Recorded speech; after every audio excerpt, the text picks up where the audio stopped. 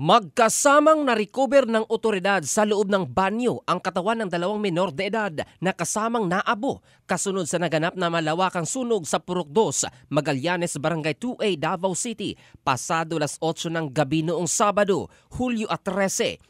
Sa ulat mula sa Bureau of Fire Protection 11, nagsimula umano ang sunog sa pamamahay ng isang Charlene Puerto Lopez kung saan naroon ang magpinsang biktima, edad 11 at 14 anyos na kapwa children with disabilities.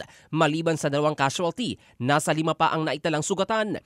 Lumaki pa ang apoy at kumalat hanggang sa umabot ng 150 kabahayan ang tinupok dahilan para itaas sa ikatulong alarma ang sunog. Dahil sa kakitiran ng mga daan sa apektadong lugar, tumagal ng halos 5 oras ang pag-apula ng sunog sa tulong ng iba't ibang fire station at volunteer fire brigades.